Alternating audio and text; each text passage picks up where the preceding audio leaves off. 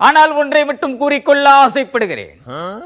யார் என்னை எவ்வளவு திட்டினாலும் எனக்கு கோபமே வராது. கூடி வாழ்வதை விட கூனி நின்றால் கோடி கணக்கில் நன்மை உள்ளது என்பதை நச்சென்று அறிந்து வைத்திருப்பவன் தான் நடமாடும் அரசியல் பல்கலைக்கழகமான இந்த இடிதாங்கி. இடது வலது செருப்புகளை கால் மாற்றி அணியும் குழந்தை போல ஒரு அரசியல்வாதி என்பவன் வாழ பழகிக் கொள்ள வேண்டும் என்பதை பல அரசியல் செமினார்களில் பேசி நான் பலத்த கைத்தட்டல் வாங்கியிருக்கிறேன். கூட்டணி டெம்போவில் துண்டு போட்டு முதலில் சீட் பிடிப்பதில் எப்போதும் இந்த இடிதாங்கி ஒரு எக்ஸ்பர்ட்.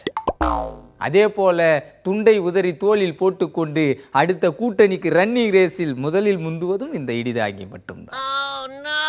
எனவேதான் அரசியலில் எப்போதும் ஒரு நிலையான இடத்தை இந்த இடிதாங்கி தக்க வைத்துக் கொண்டிருக்கிறார்.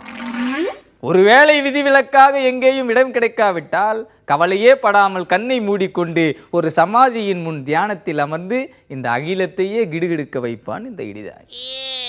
அது மட்டுமா, உள்ளே வராதே என்று வாசலில் போர்டு மாட்டி இருந்தாலும் முக்காடு போட்டுக்கொண்டு உள்ளே நுழைந்து கடற்கரை மணலில் எரியும் தணலாக அமர்ந்து கொள்ளுவான் இந்த இடிதாங்கி.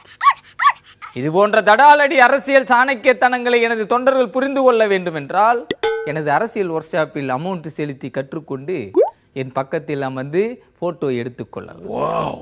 கட்சிக்கு டப்பு, தொண்டர்களுக்கு போட்டோ.